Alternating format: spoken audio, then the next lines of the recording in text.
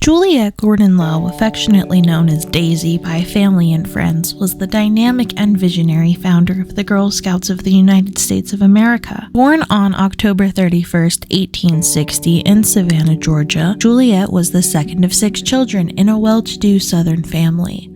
Her parents, William Washington Gordon II, a Confederate officer, and Eleanor Kinsey, who hailed from a prominent Northern family, provided a unique blend of Southern tradition and Northern progressivism.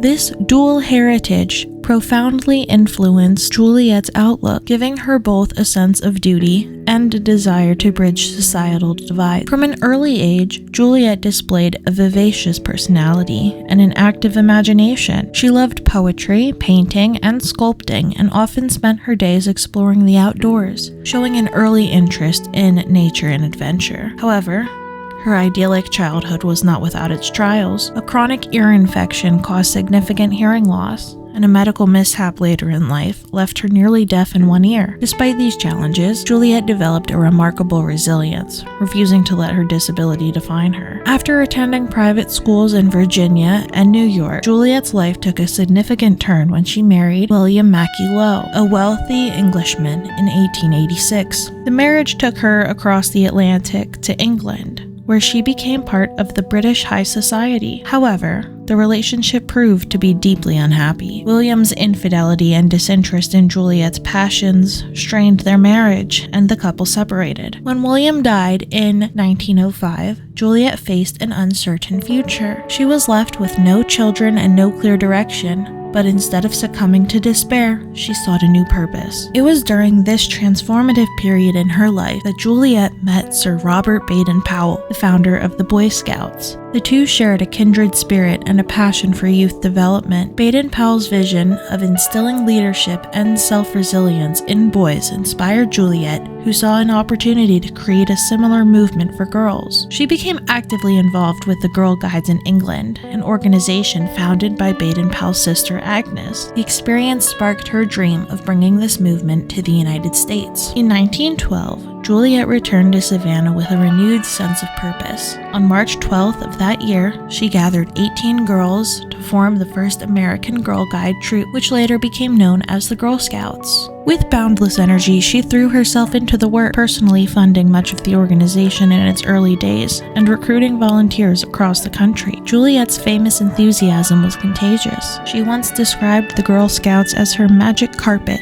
that could take her anywhere. The Girl Scouts quickly grew under Juliette's leadership, offering young girls opportunities previously unavailable to them. She emphasized the importance of outdoor activities, skill building, and community service, believing these experiences were essential for developing well-rounded, capable young women. At a time when gender roles were rigidly defined, Juliette championed progressive ideals, encouraging girls to pursue interests in science, business, and leadership, alongside more traditional pursuits like homemaking. Inclusivity was central to her vision. The Girl Scouts welcomed girls of all races, religions, and backgrounds at a time when America was deeply divided by issues of class and segregation. Juliette believed every girl deserved the chance to grow, learn, and contribute to her community. This ethos set the Girl Scouts apart and ensured its enduring appeal. Juliette's work was not without challenges. Some criticized her for encouraging girls to engage in unladylike activities such as hiking and camping. Financial struggles also plagued the organization's early years.